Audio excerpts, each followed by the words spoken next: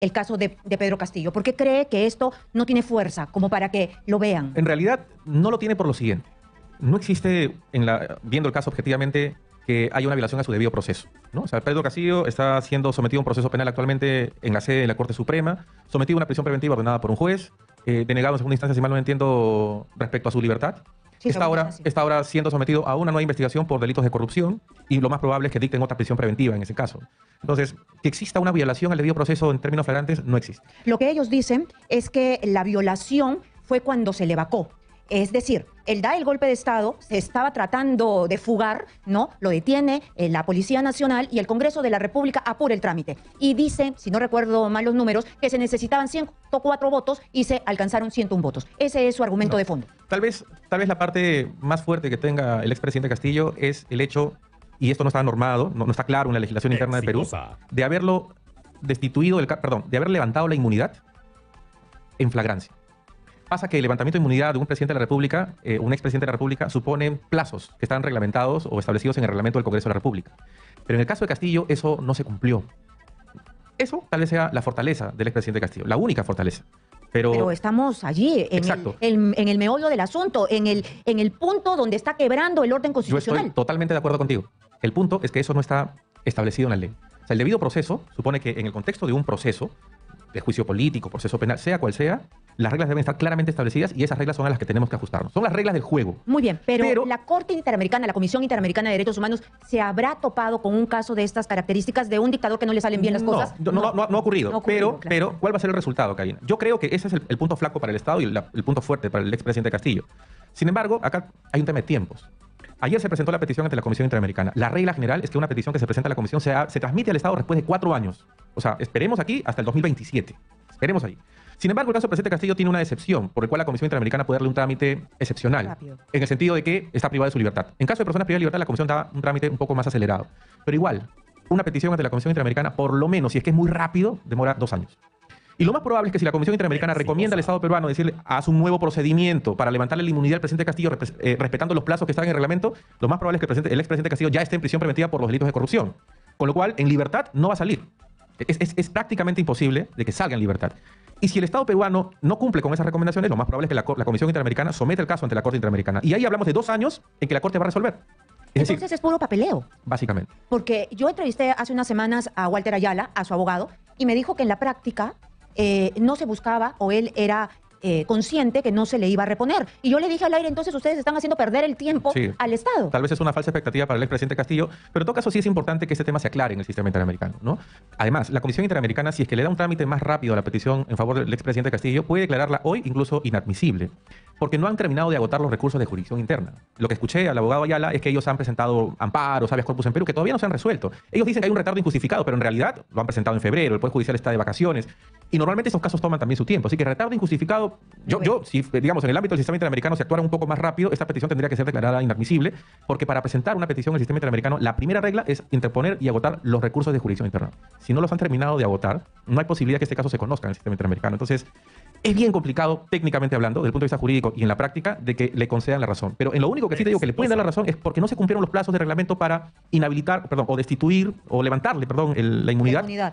Siguiendo los procedimientos del Congreso. Tal vez eso sea el punto en donde pueda ganar, pero como te digo, después de 4 o 5 años de procedimiento en el sistema interamericano, la medida de reparación que va a ordenar la Corte sería de que el Congreso haga un nuevo procedimiento de levantamiento de inmunidad. De ninguna manera restituir. No, eso sí es imposible. ¿Por qué? Porque ya en la práctica, con base en la teoría de los hechos cumplidos, Dina Boluarte ya es presidente de la República. Y de aquí en 4, 5, 6 años o 7 años que pueda durar el procedimiento del sistema interamericano, vamos a tener a otro presidente electo. Y además, el sistema interamericano se da cuenta, me imagino, en su valoración de que dio un golpe de Estado. Entonces, bueno, y precisamente esa fue además la justificación por la cual el Congreso de la República lo vacó por permanente incapacidad moral. Incluso personas que forman parte de la bancada de izquierda, que formaron parte algunos de ellos votaron en favor de la vacancia. Claramente, más allá de que si es que él logró consumar o no el delito de rebelión, eso es una discusión en el ámbito penal, claramente lo que él pretendía era realizar una rebelión, cambiar el orden normativo, ordenar la detención de la fiscal de la Nación, ordenar la detención de otros, digamos, el cierre del Tribunal Constitucional. Eso es claramente, por lo menos, un pretendido golpe de Estado. Y eso, bajo el ámbito constitucional, es una infracción a la Constitución evidente y además puede calificar, como así lo calificó el Congreso de la República, como una incapacidad moral permanente. Con lo cual, vacado está bien. Eso no encuentro ningún sustento jurídico para que en el sistema interamericano digan que eso, como dice su abogado Ayala, constituye una especie de golpe de Estado. El Perú ha seguido los cánones constitucionales para la vacancia. Eso es intocable.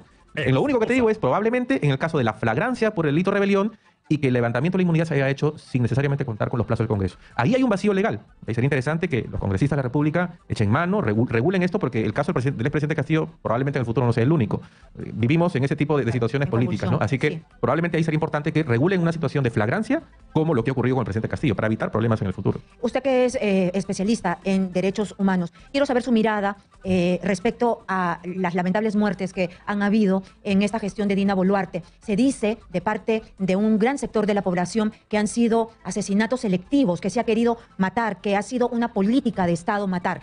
¿Estamos frente a eso? Yo creo que no, Sí es importante investigar las muertes, ¿no? De hecho, eso es un estándar internacional, es una obligación internacional del Estado en materia de derechos humanos que cuando un agente estatal, sea policía o militar, ejerza el uso de la fuerza, lo primero que tiene que haber es una investigación. Primero en la institución, pero además en el Ministerio Público. Esto no puede quedar en impunidad, tiene que haber una investigación.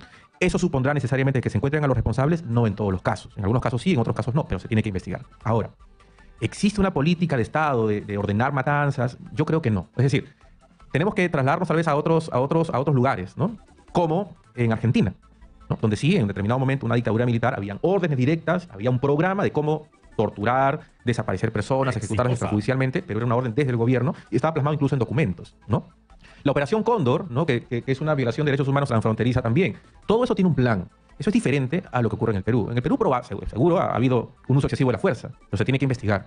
Pero eso de ninguna manera puede, por lo menos ahora, considerarse como que existe un plan sistemático o un ataque generalizado contra la población civil para que, por ejemplo, bajo el derecho penal internacional, califique como un crimen de lesa humanidad, ¿no? Yo he escuchado que a la presidenta Boluarte le dicen genocida. Tampoco. El genocidio es un crimen internacional gravísimo, pero supone, por ejemplo, el matar a personas que integran un grupo nacional, étnico, racial o religioso, pero además con la plena conciencia de que esa actitud de matar o ese comportamiento de matar está dirigido a matar especialmente a esos grupos. O sea, no es simplemente el hecho de matar, sino es matarlos por tener determinada nacionalidad, determinada raza, religión o pertenecer a un grupo étnico en específico. Entonces, genocidio estamos muy lejos, pero creo que objetivamente no existe un plan sistemático para atacar a la población y matar. No existe. ¿Puede llegar el homicidio calificado hasta la presidenta de la República? De acuerdo a lo que habría que investigar, ¿no? O sea, si existe. Primero investigar. Claro, si existe, por ejemplo, un pronunciamiento o testigos que indica que la presidenta Boluarte le indicó al ministro del Interior y a los generales que están a cargo de los operativos. ¿Saben qué? Si tienen que matar, matan. Eso de alguna manera es una especie de apoyo o tolerancia, ¿no? Orden. O una forma de instigación, ¿no? Eso sí podría ser sancionado penalmente y directamente a la presidenta, pero si es que eso no se demuestra en el caso concreto, es imposible, ¿no? O sea, aquí tenemos que tener en cuenta lo que ocurrió también con el expresidente Merino y los ministros que fueron también denunciados. No todo comportamiento que realiza la policía o integrantes de las Fuerzas Armadas necesariamente se tiene que atribuir a los altos funcionarios. Ellos están básicamente alejados del operativo, salvo que se demuestre, como los casos que he mencionado, del operativo del Plan Cóndor, de lo que ocurrió en la dictadura militar en Argentina, o el caso de Pinochet, claro, ¿no? Que hay una orden directa del gobierno para atacar a la población civil. Claro. Eso es diferente, no es el momento que vivimos hoy en el Perú. Probado. Y hay que investigar para saber qué es lo que ha pasado. Esa es la clave. Ahora, esa es la clave. Muy bien, una última pregunta y en un minuto para cerrar. ¿Cómo va el tema de la elección del defensor del pueblo? Porque sé que es uno de los candidatos. Sí, bueno, gracias a algunos representantes del Congreso de la República, que es concretamente la bancada de